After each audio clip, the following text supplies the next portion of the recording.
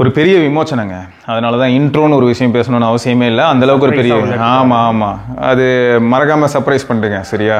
So இப்போ என்னென்னா நார்மலாக ஒயர்டு மைக் வச்சு தான் நம்ம பேசிகிட்டு இருந்தோம். ஸோ அந்த ஒயர்டு மைக்லேருந்து பேசுனதுக்கும் இப்போ வந்து இதுக்கப்புறம் ஒயர்லெஸ் மைக் யூஸ் பண்ணும்போது என்ன மாதிரியான டிஃப்ரென்ஸ் இருக்க போகுதுங்கிறத லைவாக தெரிஞ்சுக்கணுங்கிறதுக்காகவே தான் அந்த ஒயர்டை யூஸ் பண்ணி மறுபடியும் பேசிகிட்டு இருக்கேன். அதுலேயும் இப்போ எஸ்ஆர்கே பேச சொல்ல போகிறேன். என்கிட்ட மைக் இருக்கும்போது அவன் பேசும்போது எப்படி இருக்குன்னு பாருங்களேன். ஆமாம், லாஸ்ட் டைமே நான் பேசுனது ரொம்ப கம்மியாக தான் கேட்டுச்சு. கம்மியாக மட்டும் இல்லை, மஃபுல்டாக வேற கேட்கும். அந்த ஒரிஜினல் வாய்ஸே நான் பேசின செக்மெண்ட்டை கட் பண்ணுவேன். ப்ரோ பேசுறது மட்டும்தான் இருக்கும். நான் கேட்ட கேள்வியெல்லாம் கட்டாக இருக்கும். அவர் சொன்ன பதில் மட்டும் தான் இருந்திருக்கும். நிறைய வீடியோ பார்த்துருக்கீங்க. அப்போ பாருங்களேன், அதனால தான் நான் என்ன பண்ணுவேன், வாண்டடா யார் கெஸ்ட்டோ அவங்க கிட்ட மைக்கை கொடுத்துருவேன். நம்ம எப்படியும் நல்லா கத்தி பேசுவோம், அவங்க வந்து எப்படியும் கம்மியாக பேசுவாங்க. அதை மிஸ் பண்ணிட்டோம். ஆமாம். ஸோ எப்பயுமே கெஸ்ட்டு கையில் கொடுத்துருவோம். ஆனால் இதில் இன்னொரு ப்ராப்ளம் இருக்குது. அப்போ என்ன ஆகும், நான் பேசுறது வந்து மஃபுல்டாக கேட்கும். ஓகே, இப்போ இந்த வீடியோ வந்து complete about this product. Only mic, டிஜேஐயில் மைக்.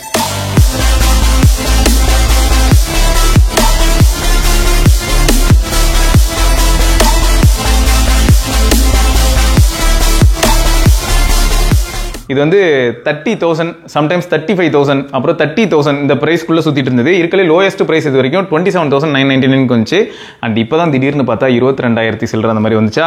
ஸோ இப்போ நம்ம ராகவனை வச்சு தான் வாங்கியிருக்கு. ராகவனோட கார்டை வச்சு தேய்ச்சி என்ன ஆயிடுச்சுன்னா, ஆமாம் 21,750 ஏதோ ஆச்சுன்னு நினைக்கிறேன். அப்படி இப்படி ஆஃபர் போக. ஸோ அதையும் வந்து பார்த்தீங்கன்னா சமூகம் பெரிய இடமாலாம் இல்லாதனால நாங்கள் வந்து இஎம்ஐயில் தான் வாங்க வேண்டிய நிலைமைக்கு தள்ளப்பட்டோம். உண்மை. இப்ப இந்த இடத்துக்கு கீழே டைம் போட்டு 01 அப்படின்னு போட்டு கோடியில் பொருளும் சிவபரணி அப்படின்னு கமெண்ட் பண்ணி அது வந்து ட்ரெண்டிங். அது வந்து எப்பயுமே எல்லாருமே யாராவது கண்டென்ட் கிரியேட்டர்ஸ் அவங்க கோடியில் தான் வாங்கியிருக்கோம். அது நம்ம நிலமடா. ஆனால் 3 months தான் போட்டேன். ஏன்னா டப்புன்னு க்ளோஸ் பண்ணணும். அதை விட்டு அப்படியே மாச கணக்கெலாம் இழுத்துன்னு போக முடியாது. சரி, ஓகே. இப்போ இதை நம்ம என்ன பண்ணுறோம்னா பிரிச்சுட்டு ஃபைனலி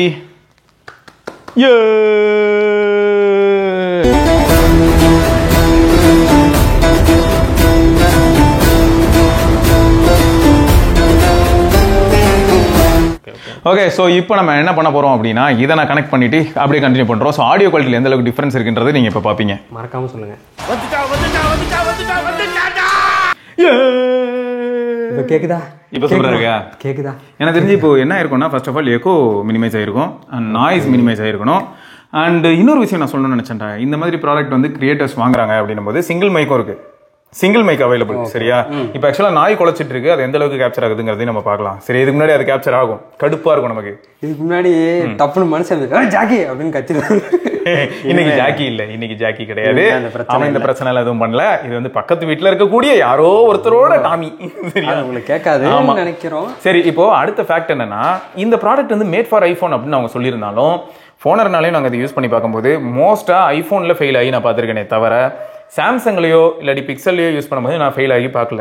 இவர் அப்பப்போ நான் நல்ல யோசனை வரும்போது கெடுக்கிறதுக்குன்னே இவர் பக்கத்தில் வச்சிருக்கேன். ஆப்பிள் வந்து என்ன பண்ணுதுன்னா, எக்ஸ்டர்னல் ஆக்சசரிக்கு வந்து பெர்மிஷன் சம்டைம் வந்து கட் டவுன் பண்ணுதுங்கிறத நான் தெரிஞ்சுக்கிட்டேன். அது வந்து டக்குன்னு அலோவ் பண்ண மாட்டேங்குது. பிரைவசி. அதனால என்ன ஆயிடுது, அது பிரைவசின்னு அது பண்றது தப்பு இல்லை.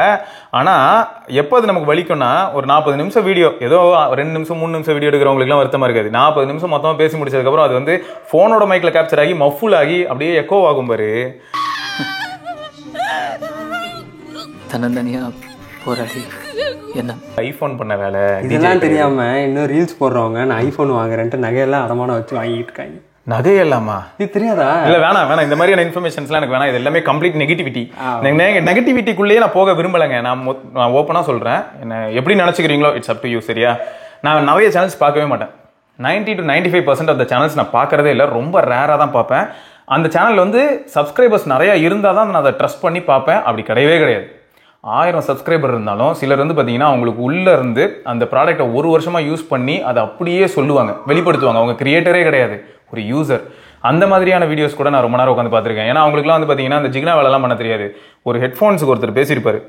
அந்த ஹெட்ஃபோன்ஸுக்கு ஒன்றுமே இல்லை, சும்மா அப்படியே உட்காந்துருப்பாரு. அவர் கம்ப்யூட்டர் இருக்கும் அவருக்கு முன்னாடி, அதாவது லேப்டாப்பை இதை யூஸ் பண்ணிட்டு இருப்பாரு. இப்படி உட்காந்துருப்பாரு. ஒரு ஐஎம் அவர் எக்ஸ்பீரியன்ஸ் பண்ணுறாரு. ஸோ ஐஎம்ஸ் வந்து குளோபலாக எப்படி இருக்குன்றதுக்கு நான் வந்து இது மாதிரி போய் செக் பண்ணுறேன். ஒன்று இந்த ப்ராடக்ட்லாம் யூஸ் பண்ணுறாங்களே, எப்படி ஒவ்வொருத்தரும் அதை எக்ஸ்ப்ளோர் பண்ணுறாங்க அப்படின்னு பார்க்கும்போது உட்காந்துருக்காரு. அவர் என்ன பண்ணுறாரு, ஃபோம் டிப் யூஸ் பண்ணுறாரு, சிலிக்கா டிப் யூஸ் பண்ணுறாரு. அவர் வந்து ஐஎம் பைத்தியம். ஒரு 4-5 ஐஎம் வரிசையாக அடுக்கி வச்சு அதை வச்சு அப்படியே பொறுமையாக லிசன் பண்ணுறாரு. பயங்கரமாக அதை அவர் லிசன் பண்ணும்போது பார்த்தீங்கன்னா மியூசிக் போட மாட்டார், ஃபாஸ்ட் பண்ண மாட்டார், அமைதியாக அவர் லிசன் பண்ணுவார். நமக்கு எப்படி இருக்குன்னா அமைதியாக இருக்கும், மயான அமைதியாக இருக்கும். நம்ம உட்காந்து அப்படியே பார்த்துட்டு இருக்கலாம்.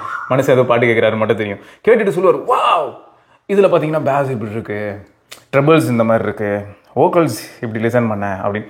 ஸோ இது என்னென்னா ஒவ்வொருத்தருக்கும் ஒரு சில இன்ட்ரெஸ்ட் இருக்கும். அந்த இன்ட்ரெஸ்ட்டை அவங்க வெளிப்படுத்தும் போது அவங்களுக்கான அந்த ஸ்பேஸ், பப்ளிக் ஸ்பேஸ் தான் அந்த சேனல். ஸோ இப்படியும் ஒரு சிலர் இருப்பாங்க. ஸோ அவங்களெல்லாம் நான் போய் செக் பண்ணுவேன்.